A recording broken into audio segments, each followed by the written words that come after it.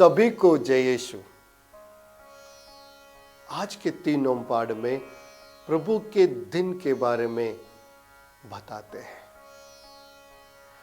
पहला पाठ में मलाकी के ग्रंथ में प्रभु कहते हैं उस दिन आप लोगों के पास ऐसे आएगा, उसका प्रतीक्षा करो, और जो विश्वास के साथ रहते हैं उनके लिए वो एक सूर्य के उदय जैसे ईश्वर का दर्शन करेंगे।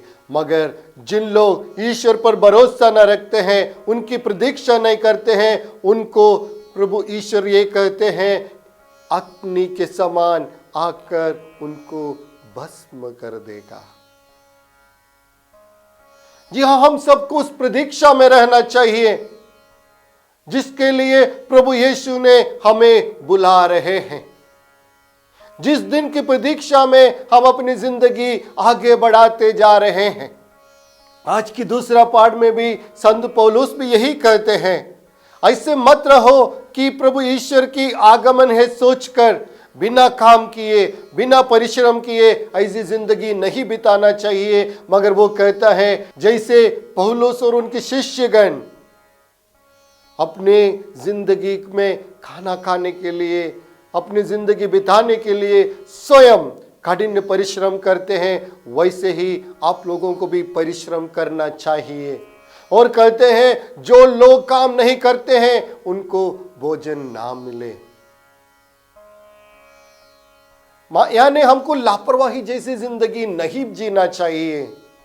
हमको कठिन परिश्रम करके अपनी जिंदगी को आगे बढ़ाना चाहिए। और आज का तीसरा पाठ सुसमाचार में हम यही सुनते हैं कि प्रभु ईश्वर कहते हैं मेरे नाम के कारण बहुत सारे लोग आपके विरुद्ध खड़े हो जाएंगे, मगर धैर्य के साथ, विश्वास के साथ आपको आगे बढ़ना चाहिए। जी हाँ मेरे प्यारे दोस्तों, भाई और बहनों, माता पिता और बच्चों, अगर हम सचमुच में प्रभु यीशु में विश्वास करते हैं, उनके वचन के रास्ते पर चलने को कोशिश करते हैं, ऐसी कई शक्तियां हमें इधर उधर खींचते हैं उस रास्ते से भटकाने के लिए, मगर ईश्वर कहता है अपना विश्वास और धैर्य आप नहीं छोड़ना चाहिए।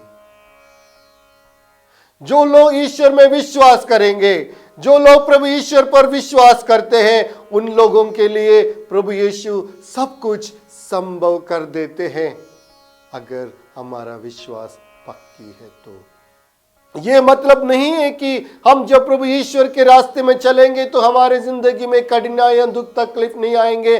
जरूर आएंगे। आज की सुसमाचार में प्रभु यीशु यही कहते हैं मेरे कारण आपके माता पिता, भाई बहन आपके विरुद्ध खड़े हो जाएंगे।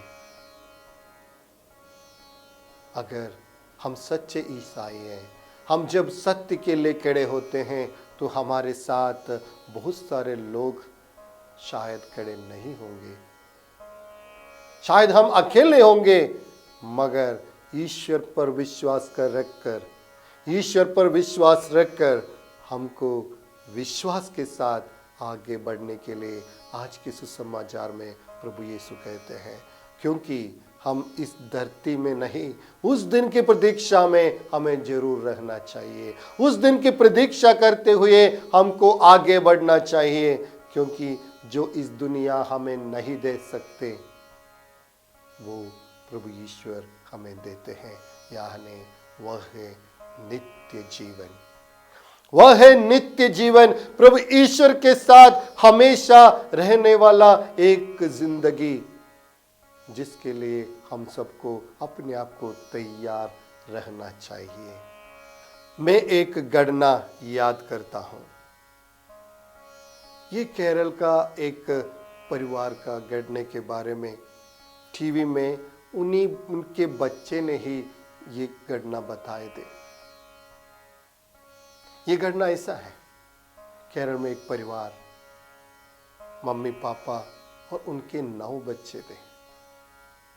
ये ज्यादा पुरानी घटना नहीं है, 4-5 साल पहले या 8-10 साल पहले की घटना है।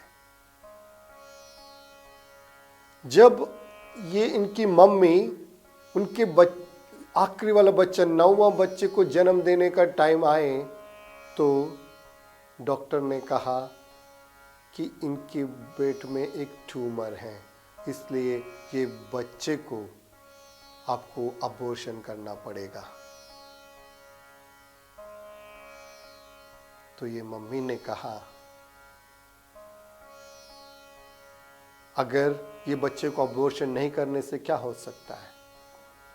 तो सीधे डॉक्टर ने ये कहा कि आपकी मौत, यानी उन मम्मी मर जाएंगे अगर इस बेटे को अबॉर्शन नहीं किया तो मर जाएंगे। तो मम्मी ने ये कहा कि अगर मैं मर जाऊं कोई दिक्कत नहीं, मगर मेरा ये वाला बच्चा जीना चाहिए। जब ये टीवी में ये 9 बच्चे बैठकर, ये जो आखिरी वाला जो बच्चा था उनको अपने भाई लोग अपने हाथ में लेकर जब ये इंटरव्यू दे रहे थे, उन लोगों ने पूछा अभी आपका मम्मी इस धरती पर नहीं रहे, क्या आप लोग दुखी नहीं हैं? या जो उस दिन जो मम्मी ने किया था आप लोगों को सही लगता है? तो उन बच्चों ने ऐसे एक घटना बताई। उसमें से सबसे बड़ा लड़का ये कहा, जब हमारी मम्मी हमारे साथ रहती थी तब मम्मी ये कहा करती थी कि जब भी हम कुछ अच्छे अच्छे काम करते हैं तो हम स्वर्ग में प्रभु ईश्वर के राज में एक एक फूल रखकर अपना एक कमरा तैयार करते हैं। जब भी एक अच्छा काम किया एक फूल रख दिया, दूसरा काम कर दिया दूसरा फूल, ऐसे कमरा तैयार करते जाएंगे। और जब हम कुछ बुरा काम करते हैं उसमें से एक फूल गिर जाता है, या 2 करा कर दे तो 2 फूल गिर जाता है, ऐसे आगे बढ़ते हैं। ऐसे एक घर उन लोगों ने बनाया। उस लड़का ने ऐसे कहा कि मुझे पक्का विश्वास है कि मेरी मम्मी के लिए जरूर हम स्वर्ग राज में एक बड़ा सा फूल का घर बना हुआ है, क्योंकि जो मम्मी इतना विश्वास में हमको पालन पोषण किया, हमें बढ़ाया, वो मम्मी जरूर अपने फूलों से प्रभु ईश्वर के राज में एक बड़ा सा घर जरूर बनाई होगी। ये मम्मी हमारी इस धरती में हमारे साथ नहीं है, इसलिए तो हमें दुख है, मगर उससे ज़्यादा खुश हम ये हैं कि हमारे मम्मी हमारे लिए स्वर्ग राज में बैठकर प्रार्थना कर रहे हैं।